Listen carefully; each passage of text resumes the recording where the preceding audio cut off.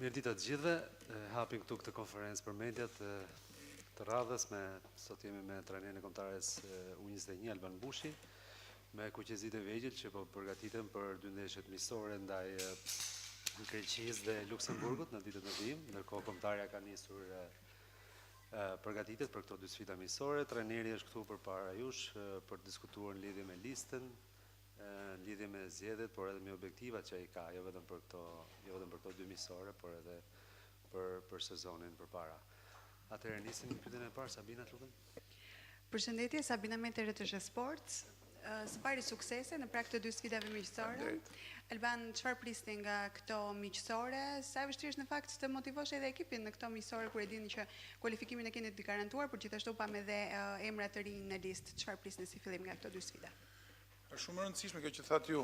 Domethënë ne nuk do i shohim ndeshjet si miqësore, do i shohim si kualifikuese dhe një si finale, ose mund të themi si ndeshje jeta vdekje, sepse Europiani është në 2027 dhe domethënë do të përballemi me ekipe shumë të forta. Që të përballesh me ato ekipe të rangut si Gjermania, Anglia apo Franca, duhet të japësh maksimumin me këto ekipe që janë pothuajse nivelin tonë ose po të themi pak më mesatar.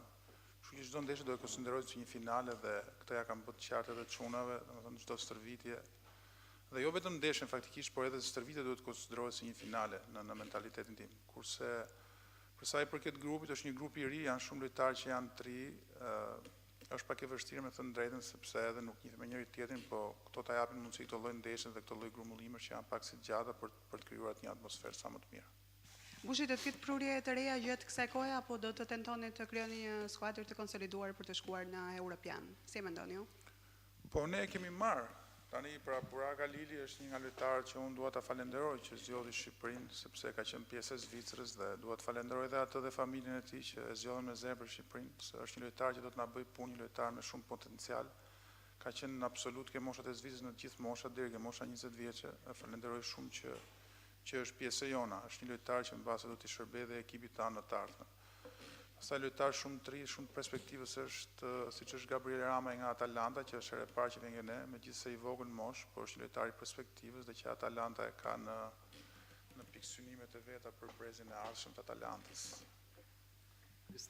Bushi, duke qenë se po përmend disa emra, të pyes, a të ka ngelur peng ndonjë emër që nuk është bindur ende për të përfaqësuar Shqipërinë?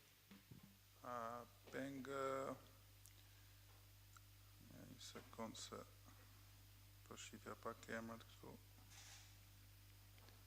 Do të thoja, kemi pas dy lojtarë që, me thënë drejtën, nuk mund t'i them që janë tradhtar, por absolutisht jo.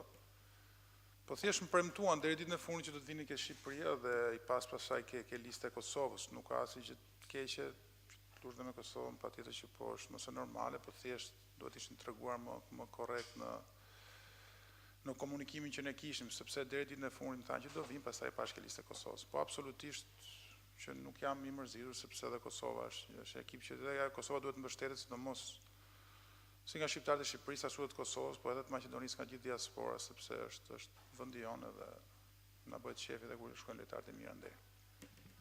Duke qenë se Europiani luhet pas 2 vitesh, i keni idhur do piketat e para për të krijuar atë ekipin dhe ka element që mund të shërbejë nga U19-ta? Jo, me thënë drejtën, jemi duke parë shumë për lojtarë. Nuk është se jemi në gjendjen tonë më të mirë për sa i përket lojtarëve. Themi drejtën fare. Domethënë nga pjesa mes fushës së lartë kemi shumë lojtarë të mirë, kurse në mbrojtje kemi shumë probleme. Kemi shumë probleme në mbrojtje të cilët po do mundohemi të rregullojmë, besoj se brenda një viti besoj se do gjejmë mbrojtësa të mirë. Duhen mbrojtësa me potencial dhe mbrojtësa që luajnë faktikisht. Duhet luajnë sepse në momentin që do përballesh me ato ekipe të forta, si thash pak më parë, duhet të kesh minuta në këmbë, duhet luash në kampionate nivele të mira.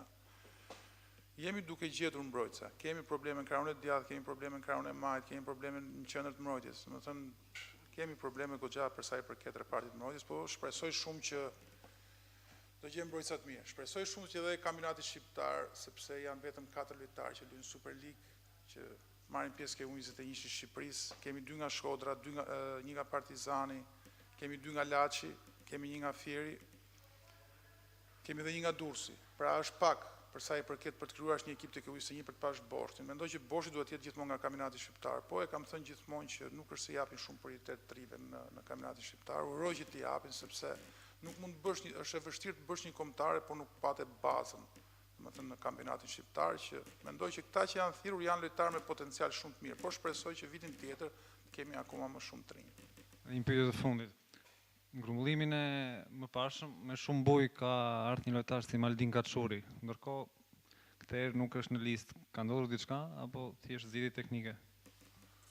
Maldinin i bën ftesën fatikisht, do vinte, por 2 ditë përpara na lajmëroi që u ndjente më mirë të ishte pranë klubit sepse ishte duke kapur formacionin, nuk ishte akoma në formacion.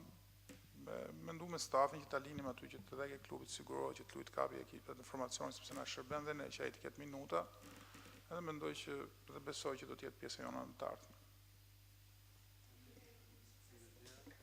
Ishte pyetja e fundit, ju falenderoj shumë për pranimin dhe ju urojm suksese. Kombëtarës QS1, ndërkohë takimi i radhës do të jetë nesër me konferencën e kombëtarës A me 2 lojtarë që do jenë përpara mediave. Ju falenderoj dhe punë mbarë.